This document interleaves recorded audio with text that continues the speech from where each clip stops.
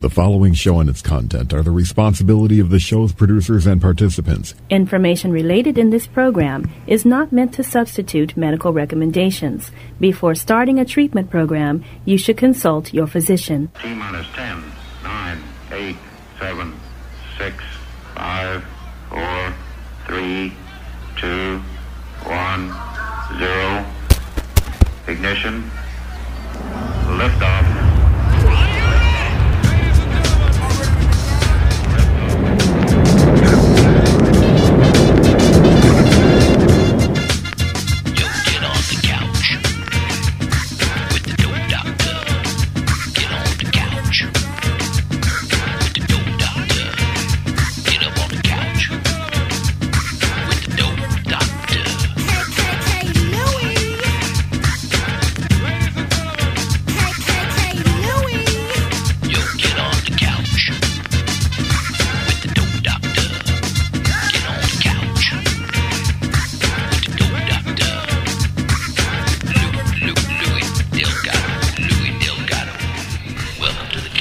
That's right. Welcome to the Couch Live, everybody. Hello, hello. It's a beautiful Friday. God, we haven't been here in a while doing the Couch Live. We've been doing all these other shows, but dang it, man. Yeah, man. I've missed you, Couch Live. I've missed you, baby. And you're back. I am the street certified dope Dr. Louis Delgado here with you. Hello, everybody. Along with my partner in crime himself. What up? Hey. The Dharma Guy Trinity. Yes, sir. Mad Dog Phillips. Mad Dog. There he is. Random name. I didn't know what to say. Random, like Mad Dog? I don't know. That was because you look like a mad dog today. You just triggered like everybody with the Mad Dog 2020. Was that? No, you look moody today. That was your turn. What, Tuesday? I was moody last. Tuesday. It was Tuesday. It felt like last week, but it was Tuesday, right? Yes. Today's your day. Is that what it is? Apparently, I guess. You do look moody, man. Okay. What's going on with the Dharma Guy today? I don't know. Play too much Anthem? No. Too much time on the video games? We got to talk about it? No, I actually didn't play at all. No? Nope. Maybe that's what it is. You're going through some withdrawals. You need a little bit. Need a little video gaming, a little button pushing. Sure. You just missed the Couch Live that much? You having withdrawals? That's exactly what it was. All right, man. Welcome back. Anyway, hello, everybody. Oh, I still have my glasses on. Ooh. Yeah, I don't do that on the Couch Live. Hello, everybody. Ooh. Oh, these lights. Anyway, welcome, everybody. How y'all doing? All right, so today, Trinity. Yes. Before we get too far off topic, listen, man, there's been a lot of people that have been hitting me up, kind of frustrated. I've seen a lot of posts, people being frustrated over the fact that they are clean for whatever amount of time. Right. Whether it be a few days, a couple weeks, months. Right. And in some cases, more rare cases, years. Okay. Yet they're still frustrated. So they're asking, like, when does this part of the deal end? You know what I mean? Like, how do I get through this part of the deal? Like, why am I still frustrated? I'm getting angry. I find myself getting really moody. I find myself wanting to explode. I need some help. It doesn't end. You have to end it. Like, it doesn't just end. Yeah. So let's talk about it. Okay. So that's why I said free and frustrated. Because some people feel free. They're free from whatever they feel like they were being handcuffed by, right? Okay. Clawed by. But they're still frustrated. So what do you think, Dharma Guy? Well, I mean, I think in life people experience that. I mean, I think I think that people sometimes, and this is just me, I don't know, maybe I'm jumping the gun here, I guess, but it feels to me a lot of times when I hear people who are struggling with addiction talking about some of their frustrations, if you will, or some of the things that are bothering them. Right. I think they associate things with addiction that don't need to be associated with addiction. Okay. I think addiction is definitely an issue, and I think it's something that needs to be worked on and kind of a plan in place. Mm-hmm. But I think you also have to continue to grow as a human being, and I don't think that's an addiction issue. I think the addiction could have probably caused you to put that on the back burner and not work on issues. Okay. But I think we as human beings, all of us, regardless of addiction or not, all have to grow intrinsically. I think we have to work on our perspective and how we handle things and cope and whatnot. And I think that oftentimes when drug use starts, the personal growth stops. And so when you start to find recovery, then you're left with where you stopped at in your personal growth. That's for sure. And so I think that it can be hard, it can be frustrating, but I think connecting it to addiction is a problem. I wouldn't make that connection. Well, I think like it's not an addiction issue; it's a growth issue at that point. I think for the longer term, yes. I think for the shorter term people, the people that are a couple days clean or whatever, I think it's just their expectation that I'm going to put this down and I'm automatically going to feel better. Yeah, I mean, a couple days, it's like you know what I mean. I don't even take that seriously, to be honest with you. Well, I mean, 2 days into it, like, oh, dude, come on, you got to take it seriously. I mean, simmer down there, fella, brother. like, I don't know if that'll work, because you feel like pulling your hair out. I mean, you're like, God, man, I'm struggling over here. You know what I mean? Because a lot of people. Well, that's what I'm saying in life. Like, in life, I think everybody does that. I don't think that's an addiction thing. I think that's a life thing. But there's a difference. An addict's used to being able to go run and get something right. Woo, and it's gone for a little bit. Right. So we're a lot more sensitive. Sure. To the movement of the tide. Okay. Does that make sense? In other words, like there's a little ripple feels like a tidal wave. It feels like. I will say that there's definitely been times in different facilities I've been in that some of the complaints to me seem a little unnecessary, I guess. But I'm not doing withdrawals and stuff and things of that nature That's either. What I'm saying. Whoa. But yeah, there's definitely sometimes I'll hear what they're complaining about, and I'm just like, wow, okay, is it really that important? Mm-hmm. But at the same token, no, I hear that from people who aren't struggling with addiction. Right. That's weird. Did you press record? No, the mixer. Yeah, but the mixer shut down all on its own. Oh my gosh! It really just shut down. As long as you hit record, we're good. Yeah. Because my alarm went off, by the way. Yeah. To remind you. Yeah, your alarm went off. Yes. Whatever. But no, I just I think that I don't know. I don't from the outside looking in. Obviously, I just don't like the idea of using addiction as a catch-all. Like, don't get me wrong, I think addiction is responsible for enough as it is. Right. Without piling on it and blaming everything on addiction. I think that when addiction takes that big of a portion of your life, it's easy to forget that there's still human problems that you're going to have. I think both. I think you're right when we're talking about more longer term people that have been clean a little bit longer, not using a little bit longer, and they're getting real frustrated over things, and I don't know if they're using it or not, but I think then it's a different kind of issue. But I'm going to speak first to the people, those of you that just have a few days clean, under a week. There's been some serious damage, and it really is damage. I mean, it really is like a storm just blew through. A strong hurricane just hit your island, and it completely destroyed your infrastructure, the roads, the electricity, the way food is transported, the way communication is done, the way everything happens on your island just got rocked. And so little by little, there's going to take a rebuilding process. And I say it like that so that you can kind of get a better understanding of how you can have faith that the rebuilding will happen. You will rebuild those roads that transported all the nutrients throughout your body. You will rebuild the communication lines that communicate, midbrain to frontal lobe, just like we rebuild power lines out here on your islands, on other islands. You will rebuild all types of abilities that your island may have had before. Here's the difference, though. Just like in a catastrophe like a hurricane hitting your island, when you rebuild it, you're going to rebuild it next time with more modern materials, up to more modern codes, and in preparation of the next possible storm, so that you can minimize the damage next time. And that's exactly what recovery kind of is like. So even though you're still frustrated right now, and you got 2 days in, you got a week in, you got a month in, and you're feeling like, man, this is way too much. I need help getting through this. Yes, you do.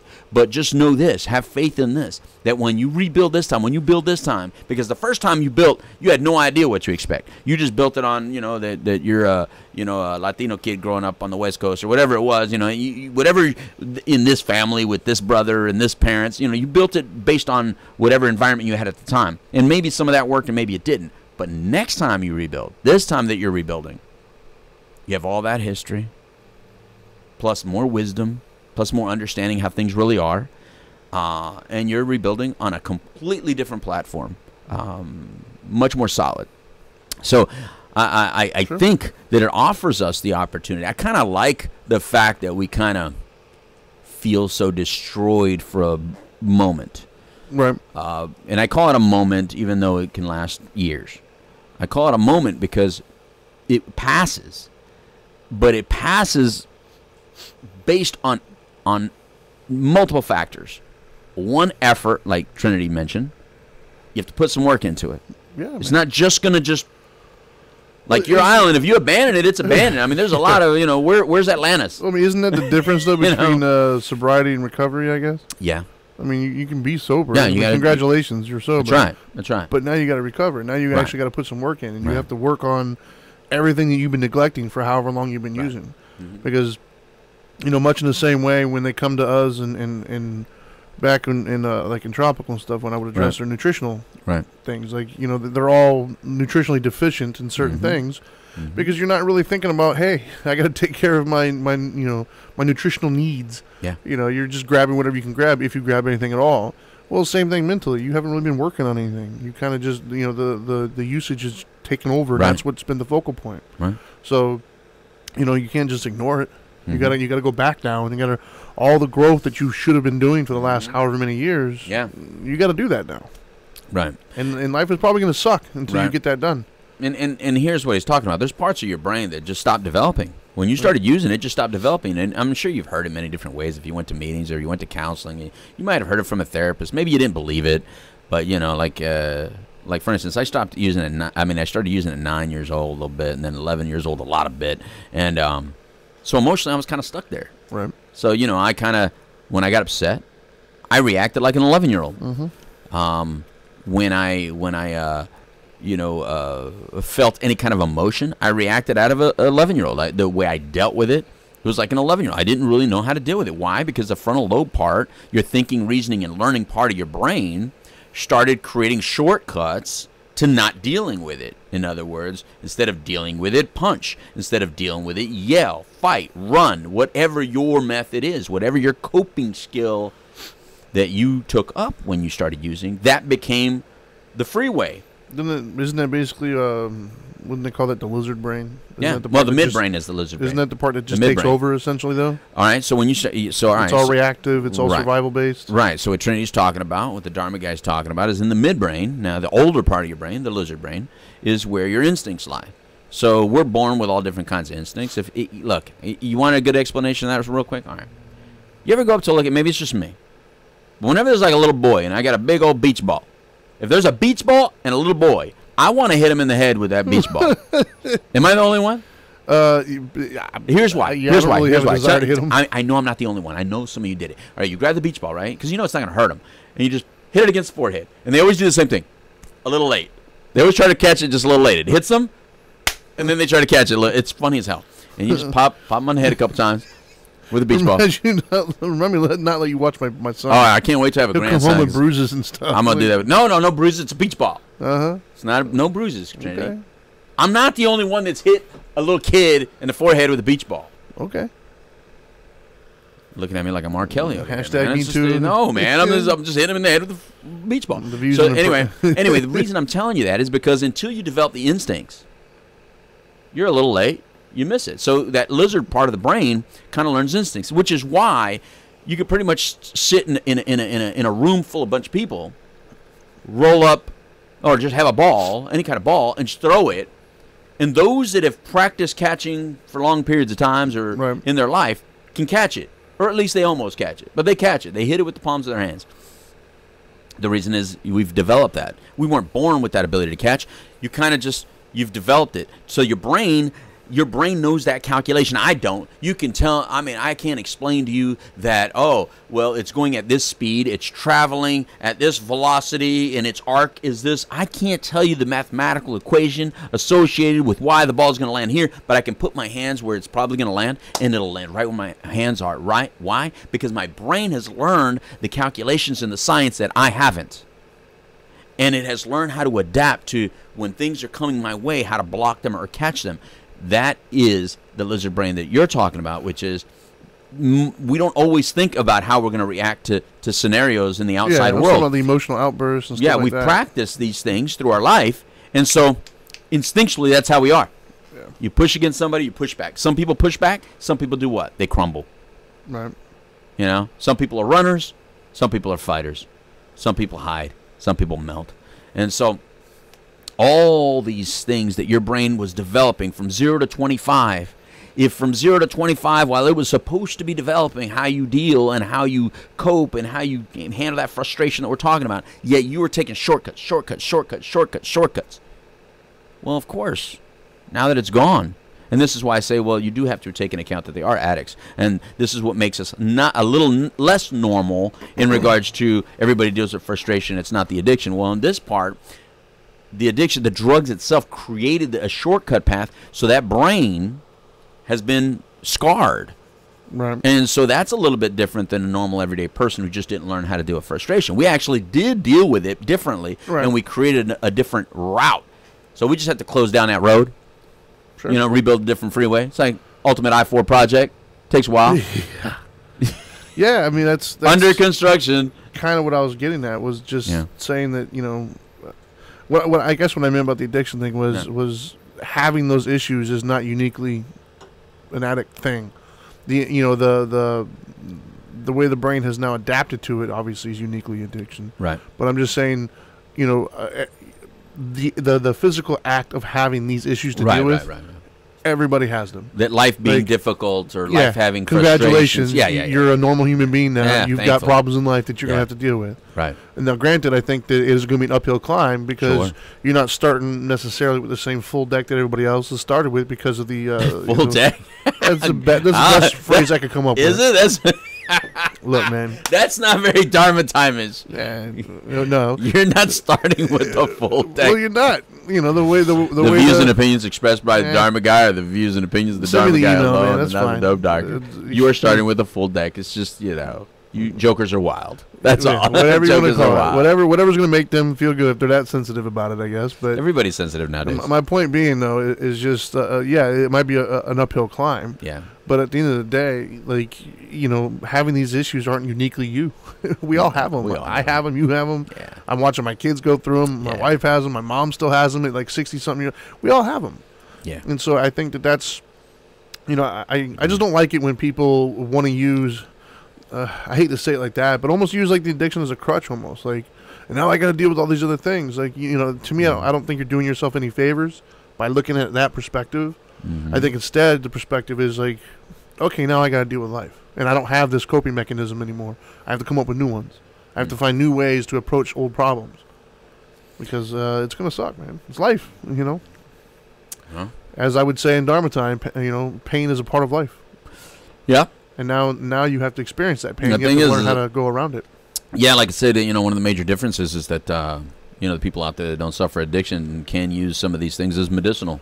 So like when we're talking about medicinal drinking or medicinal smoking or medicinal, you know, working out or medicinal spending, I'm just calling it that because medicinal drinking really a thing? I think there are people that are not addicts, they're not alcoholics, that will have a glass of wine and it relaxes them, and it doesn't have the same downward spiral effect as with alcoholics. Yeah, I would still argue that that's not a healthy coping mechanism. I didn't say healthy. I didn't say healthy. I didn't use it. I used it medicinal. You used it as a medication, even though it may not have been the best medication. Well, sure.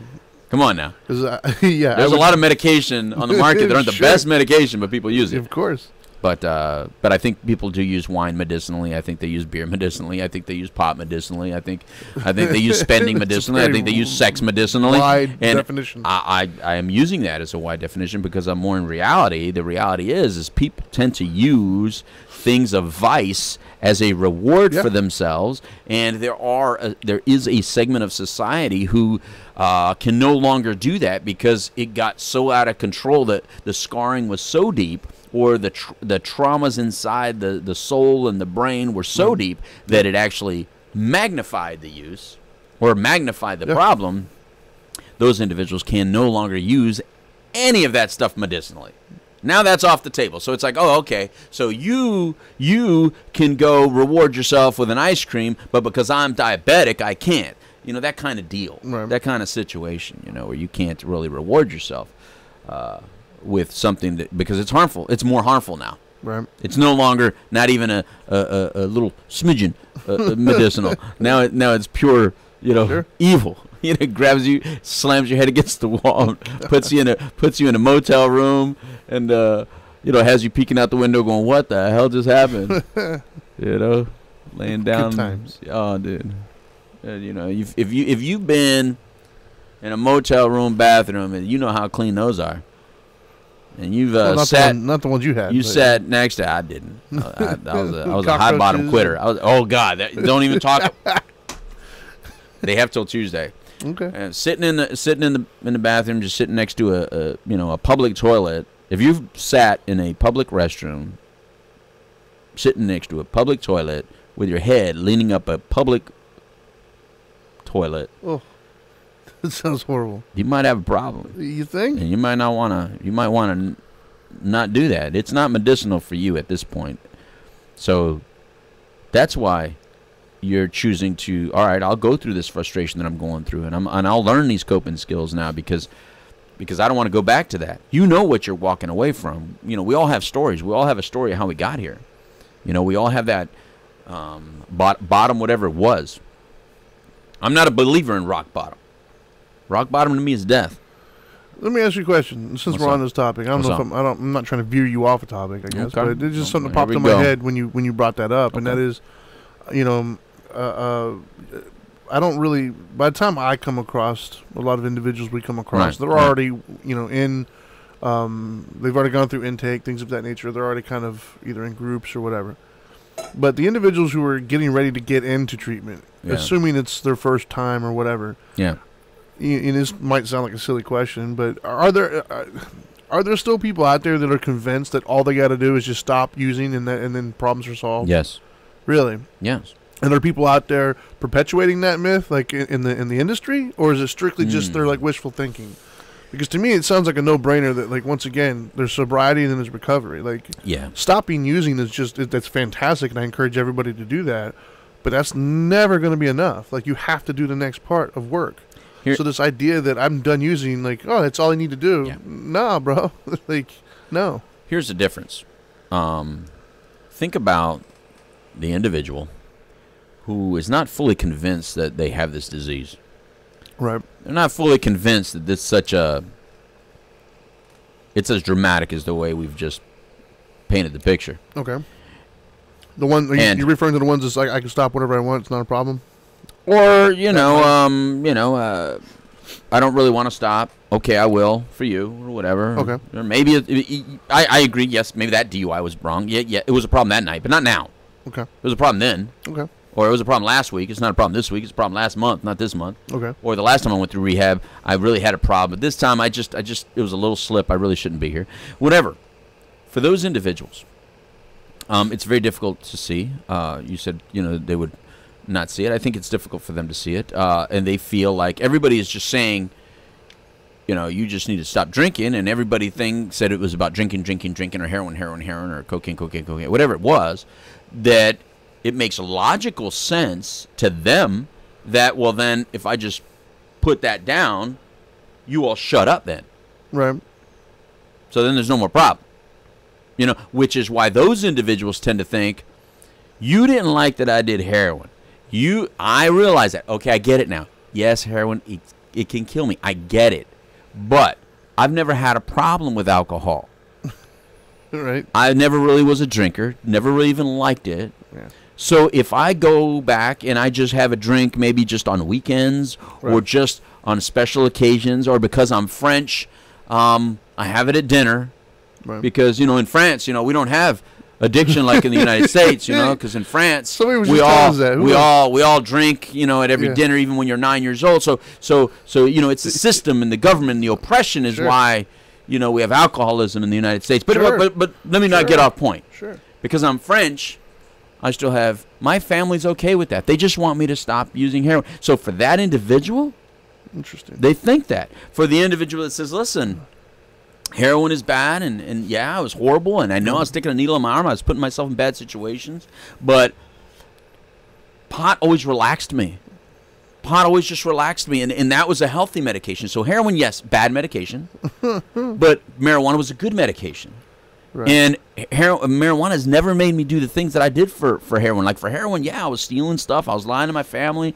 I was, I put myself in really bad. But pot always just, I could smoke. I could sit with my parents. Hey, man, my parents smoke too. Right. They've smoked, and they're not criminals. I mean, my dad's an attorney, and he smokes, and he's not a bad person. So it still allows me, but I have this level of anxiety inside that you just don't understand.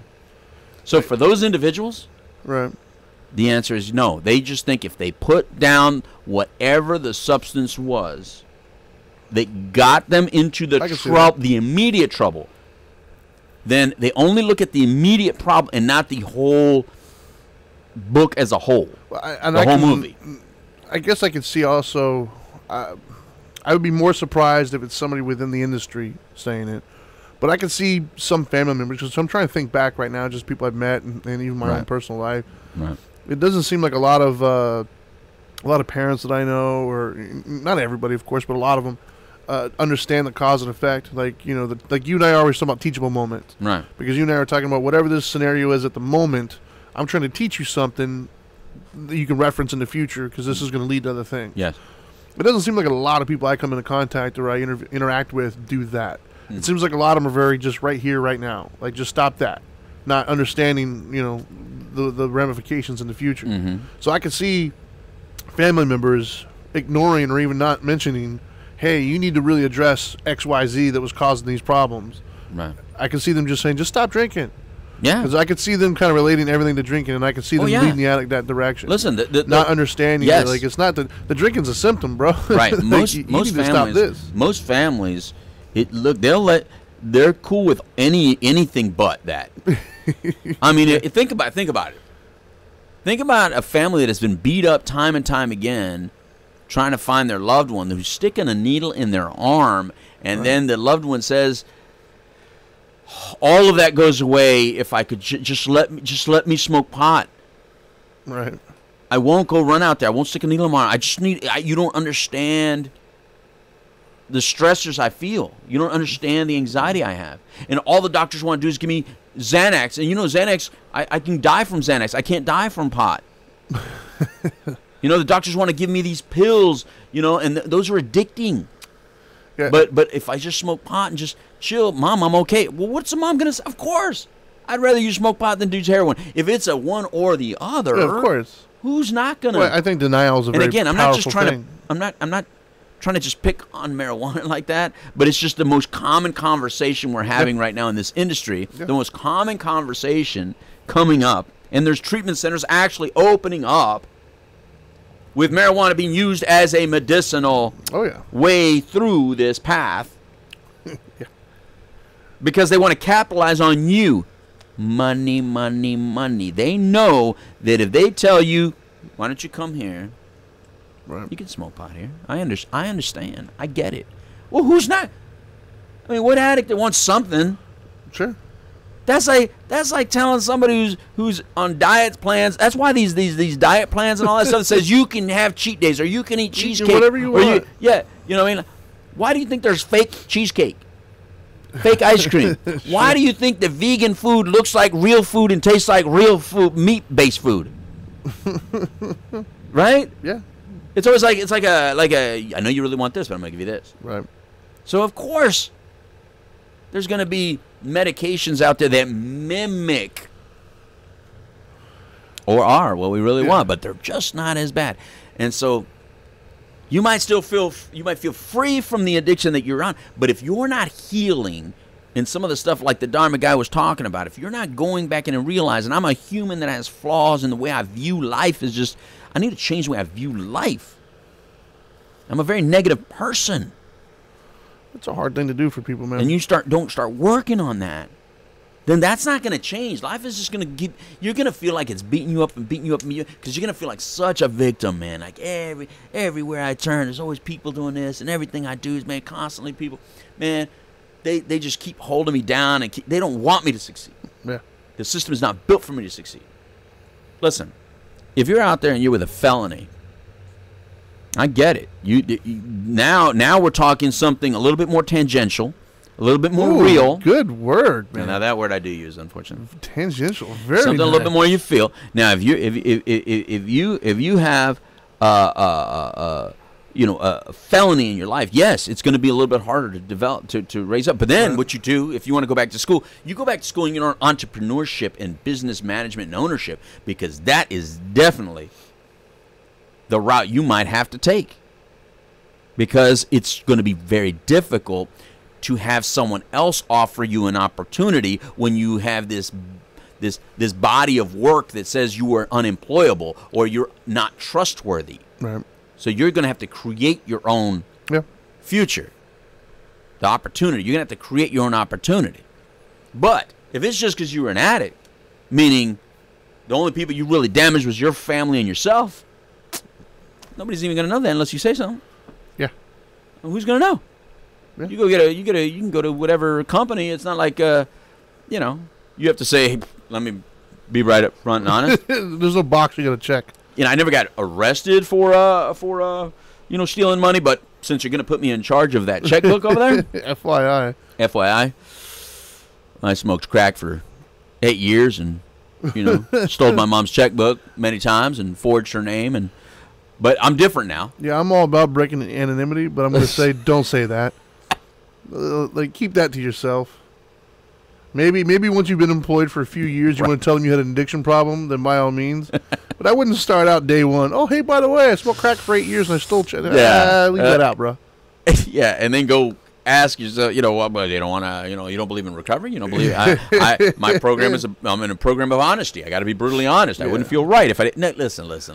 We don't all need your story. Yeah, you got to help yourself when it comes to this whole world doesn't need your story. Yeah. So sometimes you just got to, stai zitto, as we say in Italian, stai zitto, shut up. Yeah. Sometimes you got to, no hablas más. That's Spanish for you, just in case you didn't get the Italian reference. Let me tell you in Spanish, right? But you got to think a little bit. It says, man, you're not really free yet. And you know why? Because our brains have been hijacked for a while. And when you've been hijacked and traumatized and you've created some trauma and destruction, it's going to take a while to rebuild, and that's okay. That's okay. The more you're open to being a little broken, the more healthy you become. Who isn't a little bit broken? And I think that's what you were saying, right, Trinity? Everybody has a little brokenness, and everybody deals with a little bit of pain. Everybody deals with problems. Look, we've all lost somebody. Addicts aren't the only ones that have loss. I call it unskillful, but yeah. I don't like the broken part. Oh, broken? I've never liked the word. I don't mind the word broken. I don't mind the word broken because I have a screw loose sometimes. I can hear rattle. I usually refer to it, like I said, as unskillful. Just because I don't. To me, broken implies like it's broken. It's what's the point? Hell no, bro. We got super glue. What you talking about? Man, Hell no. Everybody out there has broken something and fixed it. Look. I've tried numerous times. It never gets back. I guarantee if I go to your house, I'll find stuff in your house that was once broken and is no longer broken. It could be the vehicle. It could be the roof. Hey, didn't you just get your roof done? It was broken. I got a new one. Your roof wasn't unskilled. No, you didn't get an entire new roof. There's stresses. Yeah, but my roof isn't a human being. Hey, no, but I'm using words like it there. I'm not. I'm just saying me. I don't like when I'm referring to people and stuff. I just don't like broken. I'm broken. I usually use the word unskillful. My little wings are clipped. Personally. That's fine. To each their own. That's fine. But because the only reason why it's... I say we're all a little broken. We're all a little twisted. We're all a little crazy. We're all a little stupid. And in that we're all a little smart. We're all all that stuff. Right. And I think in that sense, in your perspective, it's a lighthearted kind of a thing. It is. But my problem is just whenever I've had personal conversations with people, they're never really referring to an broken as in like optimistic, I can fix it. No, it's broken as I'm broken. Why even try it? That's why I'm like, you're not broken. You're unskillful in these areas. Yeah. You got to learn how to cope and get better at them. You're not broken. Mm-hmm. But anyways. Well, that's why if you've ever come to me for counseling, I'll tell you some real words even still. Because I don't want you to be sensitive to any words. But I get it, because the word stupid was really harmful to me. But that was my personal issue with the word stupid. However, I'm way past that now. Stupid is a stupid I'm 49 years old now. I don't think there's any word that has any power like that. I've really, really worked really hard on words. So I've learned that the more we work on words not being such a big deal, because we all have our own definitions of words. There's some that you can't redefine. Like, you can't redefine, Like, if I say you have a clean drug test or a dirty urine, you can't read. Well, let's define dirty. I tested positive for something that shouldn't matter to you. It's still no, you can't redefine that kind of definition. There was no dirt in there, I swear to you. No, it was kratom. Oh, jeez. Or something like that. Let's not get them all hyped up. Okay, we're gonna get all that. Like, we're gonna start getting all the pot heads all mad at me. I'm getting all the again. kratom heads mad at me. Look, I don't care if I call you a head. You're gonna get all mad at me. What? Who cares? I'll tell you one word I don't like though. I'll tell you one word. You triggered a memory in my head. No, it just happened the other day. I heard there was a news guy. Who was it? I don't want to remember who. Oh, okay. Geraldo Rivera. He's still on TV? Geraldo Rivera. Oh, he's on Fox or something. Yeah, some on Fox. Some on Fox. God, that dude's been around forever. Listen, he's so controversial, though. Geraldo, you said something really bad the other day. That dude always says, he runs his mouth a lot. Geraldo, you had the nerve to say junkies. You were doing a report on addiction, and you actually said junkies do this, or junkies say this. Bro, junkies? You, see... It's almost like when you're part of a group, you can even say some words, and even then it might not be that good with everybody. But when you're not in the group at all, and you say the word junkies, that, like, ding, ding. Yeah, but I thought words don't matter. I'm saying they don't matter. And I'm telling everybody out there, don't be offended by it. He didn't know. He didn't know what he's talking about. Geraldo Rivera didn't understand that he was actually offending people. But when I'm saying that kind of word, when a guy like that says it on TV, right. It's just saying they don't understand the disease part. They still look at it like, because junkies is still a more of an attitude or behavioral word. A negative connotation. It's a behavioral word. So it's saying that, there's a certain look. There's no good look to a junkie. No, I've never heard that in a positive light. And it is, and I think why it hit me, if it's the one word that I'll still say, it's not a word that you'll hear me use. The reason is when I did get clean, that is the word I called myself, which is how I did it. Right. Because I looked in the mirror and that's what I called myself. And that was that took me, that helped me, because it was like, I'm a junkie? That was probably the worst that I could even imagine, Right. Like there's certain behaviors that are the worst that I can imagine. And if I did that, it's like, I did that? Right. Somebody grabbed me, picked me up, and lock me up real quick, because I can't believe I just did that. There's certain things that you just, everybody has a line. You see, Geraldo, even us, we have lines, right? Even in our own world, there's just because we all suffer maybe by definition the same disease. Everybody has different little moral lines that they think, well, I didn't cross that, so I'm not as bad as you. Oh, yeah, I hear that all the time. I didn't do that. Yeah. So even in our own world, we have a hierarchy. Oh, yeah. it just makes us feel better. Until you get like me, and it's like, you know what, I don't care. Doesn't matter anymore. I'm thinking of two right off the bat that I hear everybody always say, well, I don't do that. Like what? Needles. Meth and heroin. Yeah. Needles, yeah. Yeah. Those are the two I hear, well, I wasn't doing those things. Yeah. Which is always interesting coming from somebody when I hear some of the stories. Meth, needles, crack. Yeah. Those three. Exactly. But when I hear somebody who's in there for, something else other than those three, and I hear them telling the stories of what they've done to get their drug of choice, but then, well, I wasn't that. Bro, I'm sorry, did you tell me what you were just doing? Yeah. Like, how's that any different? But yeah, they have that little weird kind of hierarchy. Yeah. This infighting, which is weird to me. Yeah, man. Oh, well, there's people said, I've never performed sexual favors to get drugs, so I'm not as bad. And I'm like, well, I mean, you still had a 401k. Yeah. You still had someone to steal from. When was the last time you talked to your children? You still had, in other words, you had that, but you could do it differently. Yeah. That other person, look, man, if the most money you can raise in a day is a tool that you pawn, you're real close to that behavior. Exactly. Whereas you're on your way, bro. Whereas if you still have a business with your name on it, a house with your name on it, and you could like mess with the bank for years. You got a little bit more of a cushion. You got more of a cushion before you have to operate in that matter. So you had a different starting point. Yeah. So I mean, look. Here's why I like to laugh about all this stuff, and I think because we cry too much. That's why words. I said, don't let words trip you up a little bit. Look, the reason you guys are all hurting and stuff like that, and you're feeling frustrated sometimes, is because this time thing is just never fast enough. No. This time thing is just never fast enough. It just never is. Time is the best healer, but time alone doesn't heal. You need some love and tenderness. Time alone doesn't heal. You need to stroke yourself a little bit. Time, love, and tenderness. Was that a song or something? Michael Bolton. Time, love, and tenderness. It sounded like a song, so I was like, that's right. It's you just need a little this, a little stroking. That's right. A little stroking and self-stroking, a little self-love. You gotta love yourself, man. You do, man. You got go get your hair done, man. Take a good scrubbing shower. I call it different as scrubbing shower. Not that shower that you do like in 5 minutes and get out. I'm talking a scrubbing shower. You know what I mean? Where like you get a rag and you like wipe off that whole first layer off your entire body. I mean, it's a cleansing that you're going through. Yeah. You're going through first. You go through the more obvious cleansing, which is you're no longer hanging out in these places and you're no longer hanging out with these people.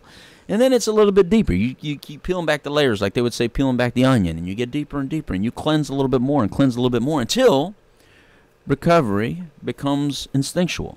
It's an instinctual recovery. And one of these days I'll write that book. I don't know when. But one of these days I'll write it. Instinctual recovery is different. It's where you're walking around and you notice you just automatically don't. You just automatically repel. Like putting water on the glass that has Rain-X. You just automatically repel. Yeah. And, you just got to relayer it and relayer it and relayer it. And so when storms come, it just automatically repels. And in time, that happens. It just doesn't stop storms, and that's what Dharma Guy was talking about. It doesn't stop storms from happening. It's just your take on it is different.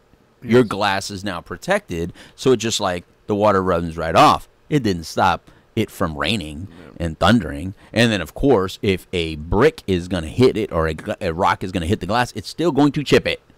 Yeah. Well, I notice people in general, not even just the addiction world, but just people in general, man. They have such an aversion in today's world and working on ourselves.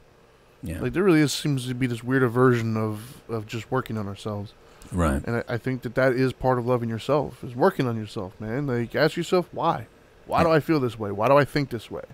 Well, wouldn't you say that in order to work on yourself, you kind of have to admit that some of this is of your own self-making? Absolutely. You know what I mean? Yeah. So if I don't want to believe that I created this because I can literally write an entire paper on how I was the victim in this situation. Sure.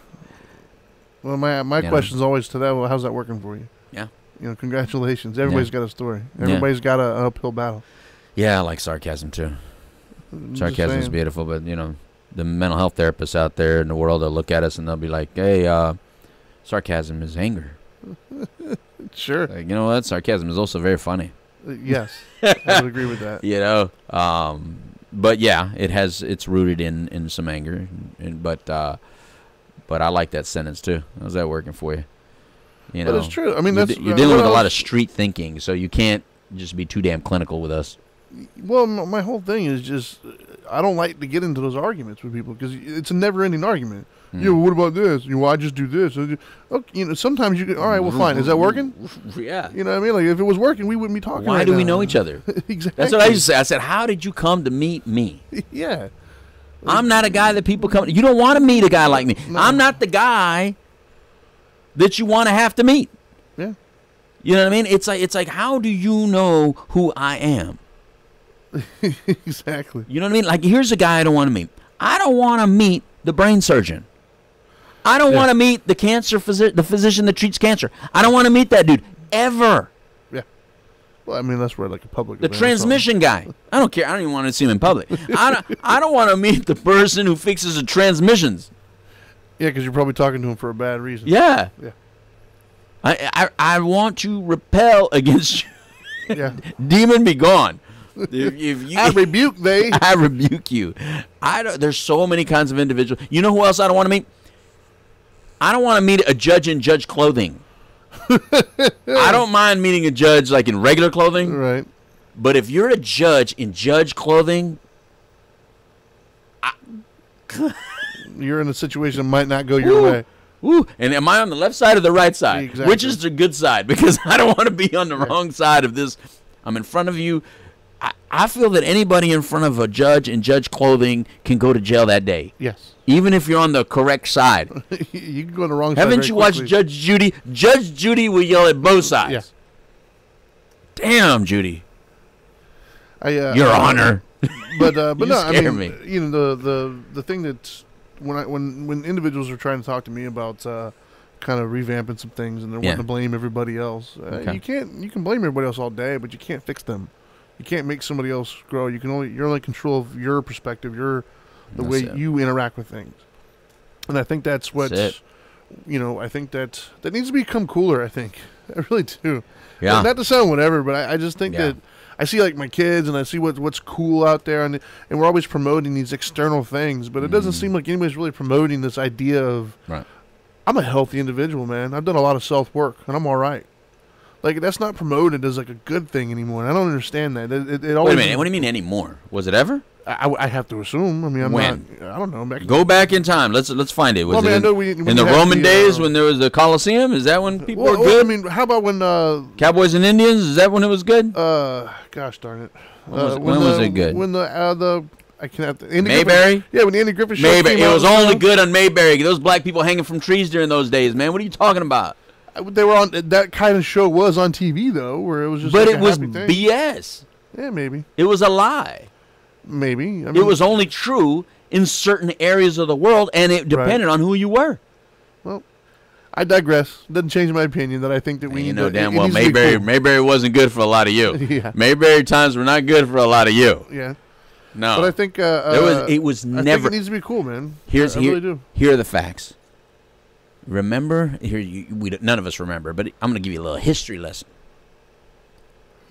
There were days where there was a parent looking at their kid who was playing jazz music and saying, that's the devil's music. Mm-hmm. You're playing jazz? That is black people music. That is heroin music. That is drug addict music. That is evil devil music. Yes. Then those people grew up and thought jazz was classy, and then their kids were playing Elvis. And they said Elvis is the devil. Yeah. Elvis is evil. Look at him shaking like that. Shaking his hips. Want to be black man. And then Elvis, those people got older, and now Elvis was classy music. Then they had kids, and they go, Ozzy Osbourne is the devil. You're listening to the devil. He bit the head off a chicken. He bit the head off a bat. Accidentally, by the way. Yeah. He didn't realize it was real. He didn't know it was real. So, and Ozzy's bad music. And then those parents grew up. And now Luke, baby. And now you got, all these other artists, these rap artists, you got Cardi B and all them stuff. Yeah, Luke come out with the band in the USA. Same time frame though. That was the same as Ozzy time. It was just about, just about. That was a little bit after. It's like 10 years. It's not very much time. but the whole generation later is, all the, Lil Wayne, Lil this, Lil that, and everybody. But what I'm saying is every generation looks at the next one and goes, oh, in our day. Right. Things, no. Billy the Kid was a kid with a gun. He was a 15-year-old kid killing people. Yeah. Billy the Kid. He was good at it, too. There was never a time in human history that was without violence, without judgment, without separation. There was never unity. This whole utopian thing that people think one day would happen. Listen, John Lennon, I love your music, but it's never going to happen. It won't happen. We have to learn how to exist in the world we do have. And the utopia you can create within your own environment. But stay in your lane, bro, because as soon as you try to say it can happen worldwide, it's not going to happen. There's too many different people, situations, too many combinations that need to all be perfect for that to work. It's just not going to happen. Utopian societies and utopian life that you think you can live has always been this fiction, fake thing that always sounds great, and we think, oh, but here's what happens. And I'm not trying to be negative and trying to be negative Nancy. I have I think a very utopian type life, but it has its bumps and bruises. But the thing is, if you think that it can be all, like what is it in Disney where all the little birds are flying around her head and you do know that every Disney movie somebody dies. Bam, Bambi dead. It's usually like a Bambi's mom did dead. it too. Somebody's always dead. Yeah, it's always like an uncle that killed the family. It's something horrible. even in Disney movies, somebody got to go. Yeah. You know, somebody's in pain. All I'm saying is, you are free from the original grasp. You're free from the original grasp. But there's been some changes that happen deep inside you. Mentally, spiritually, all that. And so it's going to take a while to heal that. But it's going to happen. You just keep at it. It's going to happen. The healing will happen. You got to get around the right people. You got to get around positive-minded people. You know, you can't just be around people that are constantly going to remind you about how you were. You know how you were.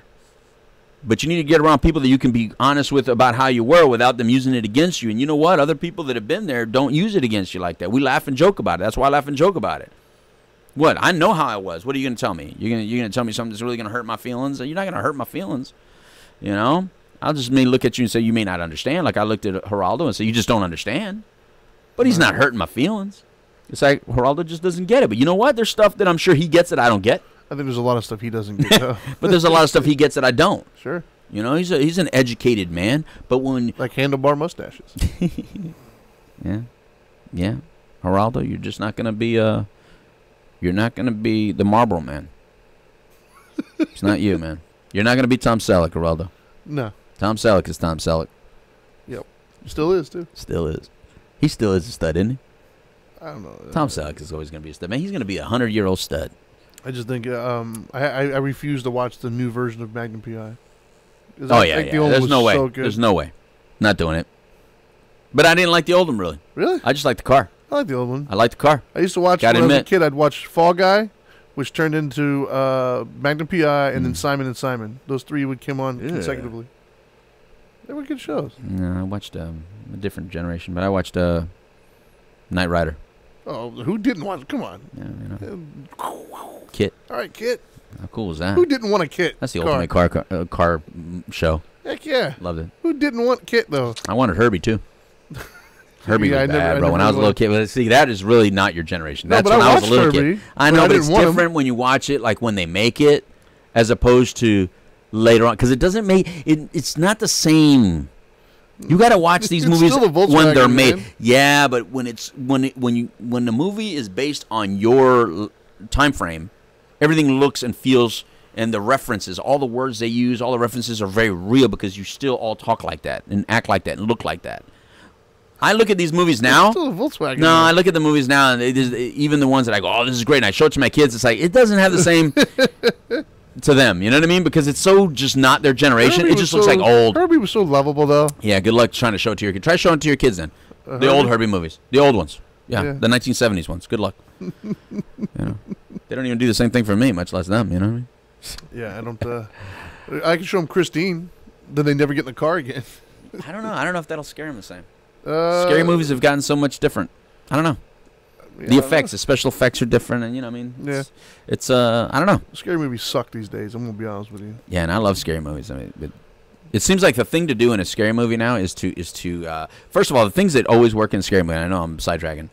You put two little tiny white girls in little white dresses, standing anywhere, just with that face. That is always good to at least go like, that's weird, True. Right? The coming at you like. The startle response. The startle response. That's you got to do it. You know. So flip that to this recovery thing. There's just some constants. Here's some constants. When someone looks at you, they're always going to look at you, and you're always going to wonder what are they thinking. Why? Because you know what you've done.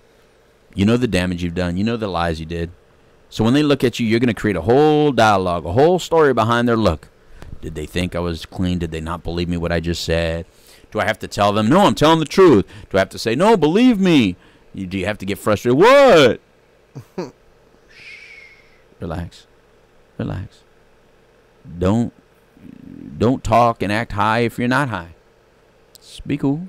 Just relax. Let them feel and think whatever they want. If you're clean and you're doing the right thing, then that's all you can do. In time, they'll know you're telling the truth by your behavior, not by your words, by your behaviors. Nobody gives a damn what you got to say. They do care what you do. So, anyway, who are our sponsors, Trinity? Let's talk about our sponsors before we cut out here today. We got Retreat Behavioral Health We have Journey Pure. We have Orange County Drug Free Coalition. And then I saved the last one because we have an announcement to make. Yeah, buddy. The Now Matters More Foundation, right, which you can see is at nowmattersmore.org. I can't turn up your microphone or anymore. You can call 833-NOW-MATTERS. Is that better? But we have a golf tournament coming up. April 1st, man. April Fool's Day. It's not a foolish golf tournament. It's going to be a good one. My mother's birthday, Donnie Hammond's birthday. Is it really? Yeah. I didn't know that. Yeah. Right on. Yeah. But you can check more of that on at nowgolftournament.org. That's nowgolftournament.org. Right. It's bound to be a good time. We're at a new place this year. We're at Reunion now instead of Alaqua. So it's going to be interesting to see. I still haven't seen the course yet, so I don't know. I'm assuming it's better. I don't know. It's so beautiful, man. Right on. It's so look, Alaqua was great. Loved it. Thank you, Alaqua, for 5 fantastic years. Yep. But I'm looking for the next 5 years to be at Reunion. At least 3. At least 3. I'm looking forward to it. Right on. It's a beautiful place. And so remember, if you want to golf and you want to join us, please join us. Like Trinity say, nowgolftournament.org. It's a fantastic day of fun. There's some celebrities out there that so just, if you want to meet somebody at a very informal level, we don't call it a celebrity golf tournament, but we have a lot of good friends, like Daryl Strawberry, like Curtis Laskanik, Pinklin Thomas, from all different, C.J. Hobgood, a surfer, world championship Fred surfer. Stokes. Fred Stokes, so you have all these Super Bowl champions, you have World Series champions, you have boxing champions, you have surfing champions. Donnie Hammond's a PGA golfer. We even have Melissa Parker, who's the reigning Mrs. Florida. That's right. She's going to be there. That's right. Well, we're going to have several Mrs. We have a Mrs. America that's going to be there. Yep. Renee. Maybe. What do you mean maybe? Somebody's having a baby. listen, Renee. I don't care about the baby. Renee, you coming to this. So, anyway, thank you very much to our major sponsors, our actual title sponsor, which is Westgate Resorts, which is David and Jackie Siegel. Thank you very much for your continued participation. And Don Maley Sports Mazda, and awesome. Sports Subaru, South. They're just a big supporter regardless, man. Fantastic. They help us all year. Yeah. So thank y'all very much from all of us here on the Couch Live. And that's it, right? That's it? Nothing else? That's all we got. Adios, amigos. It's time for a taco. Goodbye.